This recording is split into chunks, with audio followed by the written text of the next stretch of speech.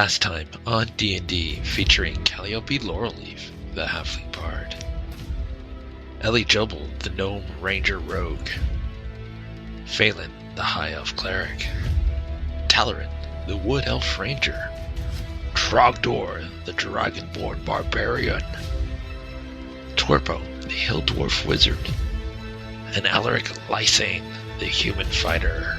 After the funeral of Ella Moonglade, if you listened to the previous episode, they had gone to go track her down and discovered she had been murdered by a sea hag. The party returns to the Shellshock Tavern. Phelan tells the party that she will be with Alaric. They're going to investigate the cursed twin blades of Martin Starborn, which was someone that was in the old town that had raised a bunch of undead, also in the previous episode. The rest of the party remains at the tavern, and they stay at the inn. The next morning, they are approached by a high elf by the name of Mayor Gillian Blackfoot. He is the mayor of Ridgecrest. He explains that he's heard of their great deeds and he's come to ask them for their help. He explains that there is a Ettin that is making trouble for the farming community just outside of Ridgecrest's walls. So Ridgecrest is the major city on this continent, and it's split up into 3 divisions. There's Low Ridge, which you would consider like essentially the slums and whatnot. And then there is Mid Ridge, which is kind of like the middle class. This is where most of the merchants are and stuff like that. And then this is High Ridge. High Ridge is at the very top where all the rich people live. Ridgecrest is built into the side of a mountain. As the saying goes, everything rolls downhill. Outside of Ridgecrest is a large farming community. The Ettin has been seen for weeks, but only recently has become far more bold in attacking farms, stealing livestock, and now apparently also abducting people, rather than just always straight up typically killing the farmers. The mayor offers the party 200 gold each. Talarin's horrible negotiations tries to convince Mayor that, you know what, they're worth more. But in the end, because of how horribly he did all his persuasion checks, he ends up haggling downward, and the mayor, after speaking with him, offers 180 gold each. Talarin immediately apologizes, manages to talk the mayor back up to 200 gold each. Talarin explains that he would like resources to be paid for, and the mayor agrees that he'll pay for their food and lodging for the day in the event that they want to get rested up before going after the Ettin. He goes on to explain he hired another group of adventurers about 8 days ago, and they've not returned. And he fears for the worst, since the Ettin's cavern is believed to only be about 3 days away. 3 days there, 3 days back should have only been 6 days. It's 2 days unaccounted for that these adventurers have simply vanished. The party agrees to help the mayor and look into the Ettin, having seen the Ettin just the other day and narrowly avoided him. That was a few sessions ago. Ellie Jubble goes to the leatherwork in Ridgecrest and purchases some studded leather armor before the party heads out.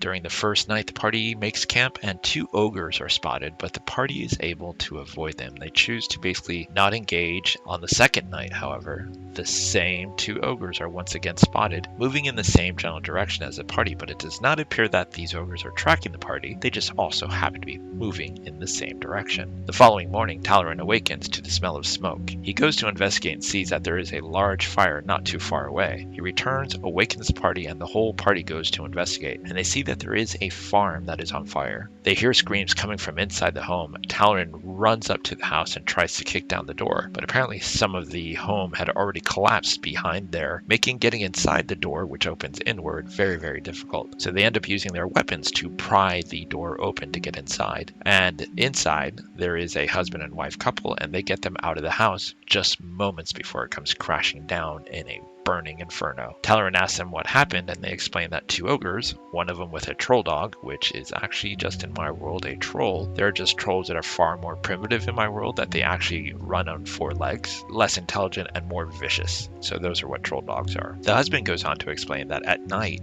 often when he is outside, when the dogs are barking, he's actually seen what he calls a floating brain the size of a cow with a beak and tentacles just floating around investigating the farmland. Talon reports back to the party, who is a bit shaken up by the idea of a troll dog and a floating brain. The party decides not to make camp near the farm and presses on just before being exhausted. During the watch, Talon once again is bothered when he hears tiny voices, which, as the ranger is familiar with the woods, he knows this is either probably sprites which are mostly harmless, or it could be pixies, which are a little more mischievous. He feels something picking at his pocket and he bats it away, successfully batting away, as he suspected, a pixie, which then alerts the other pixies that he may not be friendly. Once again, Talron finds himself apologizing to someone and manages to talk the pixies down. When he asks where the Ettin and the ogres can be found, the pixies go silent.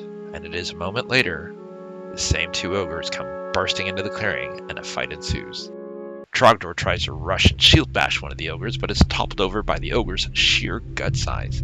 This is due to a critical fail on an attack. Elliejelble moves in and begins attacking, as does Calliope, with Talron firing arrows and Twerpo launching a volley of spells. With the two ogres eventually defeated, the pixies are both astonished and thankful. And when the party asks, yet again, where the ogre and Ettin cave is, one of the pixies, named Bloom Flowertop, volunteers to lead the party towards the cave. The party decides that the best action would to launch an attack from outside and ambush them as they leave the cave. The pixie leads them to the cave, and the party formulates a plan looking at the cave on how they can pull off this plan. The party scales the side of the mountain just a short distance away from the cave. Calliope, with her shorter halfling legs and not really being accustomed to climbing mountains, she much prefers hills. She does stumble a few times before Elliejelble throws down a rope and helps her up. From there, they form a plan to have Trogdor jump from just above the cave mouth down on one of the creatures that comes out. Elliejelble will be off to the side to launch arrows, and Calliope will attempt to blind them. Talron and Twerpo will hold their action for the surprise and adjust accordingly. They wait throughout the day, and until evening comes, finally, a lumbering, slow-moving ogre with a troll dog comes making their way out of the cave. Ellie uses Thieves' Cant to try to communicate with Calliope to have Trogdor take down the troll dog. Calliope tries to communicate with Trogdor using the same message, and he tries to confirm back, but because of the distance and not being able to physically communicate, the message gets misunderstood and everyone is attacking the ogre. I like to do this if people are not able to communicate. I basically give them intelligence checks to see if they understand the messages that are being conveyed silently, especially if it's at a distance. So at this time, Calliope springs up and casts blindness on the ogre. Elliejelble launches an arrow from her vantage point, using her rogue skill, delivering an assassinating blow, while Trogdor jumps down, weapon in hand, and plunges it deep into the ogre's flesh. The party manages to take down the ogre very quickly, but doing this, the troll dog is another matter. They focus their attack on the troll dog once the ogre is down and notice that it regenerates its wounds, and exceptionally fast. That is except for when fire damage is taken from Twerpo's spell. They eventually do finally down the troll dog and search them both, only to have the troll dog rise again. Having regenerated his wounds, they down the troll dog again, and this time Twerpo scorches the corpse with fire. The party waits, and this time the troll dog does not arise. The party moves inside the cave now, and down one of the caverns they see a floating brain, exactly as the farmer had described it. And though she's never seen one herself, Twerpo, as a dwarf, has heard of these monsters called Grell. The party launches their attack, focusing on the Grell, believing it is responsible for the recent problems with the Ettin attacking the farms. The party takes down the Grell, and is rather surprised how easily it goes down. As Trogdor harvests the massive beak, Elliejelble takes the spiked tentacles for their poison. A massive Ettin appears from further down the cave. It's clear there's something different about the Ettin. Not only does he seem focused, typically Ettins will argue once amongst each other with the two different heads, it is also considerably taller, as if someone has genetically enhanced it. The Ettin proves to be very strong, and proves to be a tough fight, but the party does manage to take the Ettins down. Cutting off the Ettin's heads as proof of their kill for the mayor, the party hears more sounds coming down beyond the cavern. Elliejelble comes up with the idea of wearing the Ettin heads and going further down to see what's down there. She would wear one of the heads and Trogdor would wear the other, and she would just sit on his shoulder and they would pretend to be this Ettin, even though Trogdor, being a dragonborn, is tall, does not even come close to the height of this Ettin.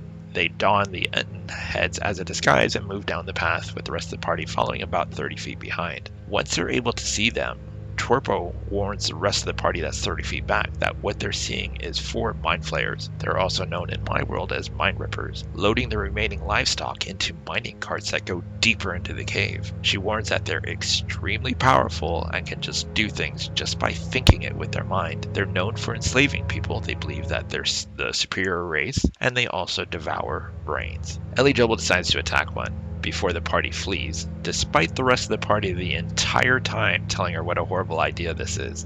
And after launching her attack, realizes that the Mind Flayers knew that they were not the Ettin that they had enslaved because they had sensed its death, but they were more concerned about getting away with the livestock. That was more of their concern rather than attacking their party. But now that the party has made initiative to attack, now they know they have to defend themselves. Calliope uses a spell to try to dazzle the Mind Flayers, except for the one that Elie-Jobel struck. He was not amused. He actually rolled a natural 20 on his save. It uses its psionics to stun everyone, but only Calliope fails her save. As the others begin to flee from the Mind Flayers, it's Trogdor's heroic grab, a natural 20 on a strength check, which is what I said it was pretty much going to be to save Calliope because of this horrible plan. He manages to grab Calliope and escape the Mind Flayers since they were not giving pursuit. The party returned to Ridgecrest after 3 days of travel back, brought the head of the Ettins, and the mayor pays each of them 200 gold for their trouble. They go on to explain to the mayor that Mind Flayers were involved, and it looks like that they had enslaved several ogres and the Ettins to basically go out and fetch food for the Mind Flayers, both in terms of livestock and in terms of slaves by grabbing people. And so now the mayor is concerned that these Mind Flayers need to be dealt with. But is that something that the party will deal with? We'll find out soon.